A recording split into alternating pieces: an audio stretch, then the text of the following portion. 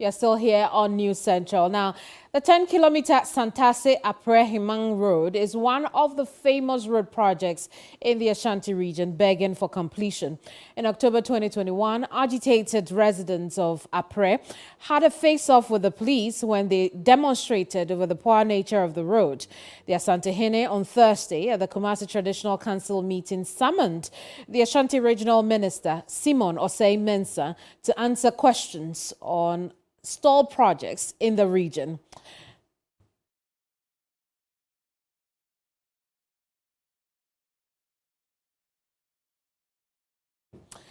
William Evans Nkum is currently on the Santasi-Apire-Heman road, and we'll join him now for a quick report on this facility. Evans, I see the dust behind you.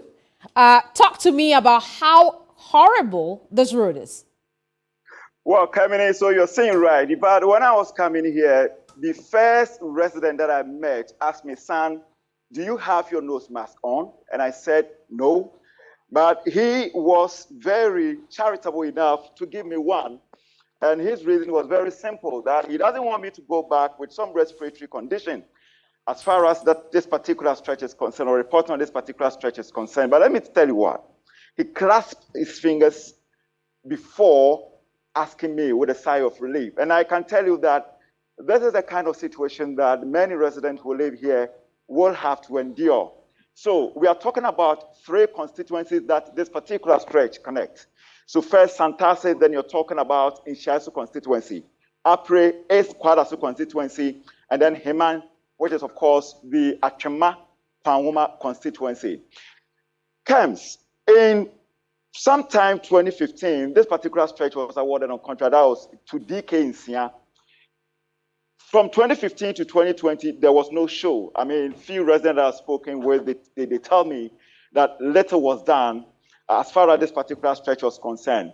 So in 2020, around September, the resident here demonstrated and in fact threatened that they were not going to vote because they are not seeing anything as far as rehabilitating or tarring this particular stretch was concerned. Right. But there was a swift response from the government when, a contractor came into the scene, in the person of, Kofi Job.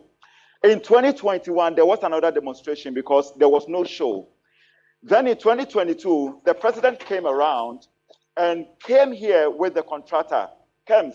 We saw dozens of fleet of trucks here to the very site that the president cut another sword for the road construction to begin. But as I'm talking to you now, still there hasn't been any show, I see. Evans, I can only imagine how difficult this is making commuting from one constituency to the other for residents. But what are they telling you about how the poor state of the road is impacting their lives?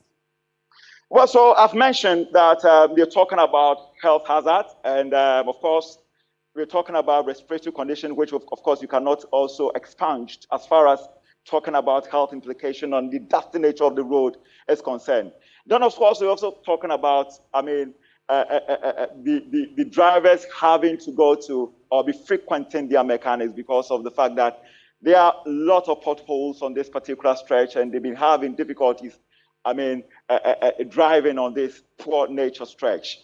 For instance, cars regularly developing mechanical faults and also adding more to their cost in terms of maintenance. And when that happens, it means the passenger will also be at the receiving end. So if you're a passenger and you want to come here, you are not going to pay the normal fare because of the poor nature of the stretch.